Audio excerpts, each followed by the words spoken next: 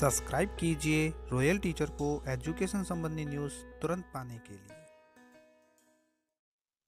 जी हाँ साथियों, इस वक्त की बड़ी खबर की बात करें शिक्षा और शिक्षा विभाग से जुड़ी तो शिक्षा विभाग में तबादलों को लेकर शिक्षा मंत्री मदन जी दिलावर ने एक बार फिर से बड़ा बयान दिया है। थर्ड ग्रेड शिक्षकों के तबादलों को लेकर उन्होंने बात बताई है कि थर्ड ग्रेड शिक्षकों के भी तबादले किए जाएंगे, पॉलिसी के आधार पर किए जाएंगे। शिक्षा मंत्री मदन जी दिलावर का जो थर्ड ग्रेड शिक्षकों के तबादलों को लेकर बयान आया है उसमें कहा गया है कि जल्द आएगी नई ट्रांसफर पॉलिसी और नियमों के तहत होंगे शिक्षकों के तबादले। मदन जी दिलावर ने यह भी कहा है कि थर्ड ग्रेड शिक्षकों का जिला कैडर होने से आती है तकनीकी और वैधता संबंधी दिक्कतें। सरकार 5-6,500 लेक्चरर और 8,000 प्रिंसिपलों के तबादले हैं ट्रांसफर कर चुकी है। कई शिक्षक है वो डेपुटेशन चाहते हैं ताकि वरिष्ठता प्रभावित न हो।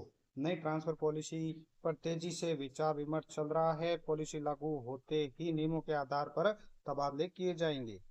तबादलों को लेकर दिए गए बयान में आप भी देखिए क्या कह रहे हैं शिक्षा मंत्री जी। अभी मैं कुछ कर नहीं सकता क्योंकि बहुत सालों से उनके ट्रांसफ़र हुए नहीं, क्योंकि प्रावधान ही नहीं है, इसलिए नहीं हुए हैं। और माननीय देवनानी जी ने लगभग 2200 के ट्रांसफ़र किए थे।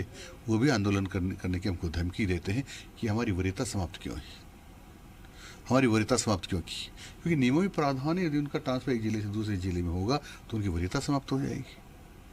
तो यही लोग जो आज ट्रांसफ़र की बात करें कि आंदोलन लेकर आएंगे, हमारी वरीयता समाप्त क्यों की।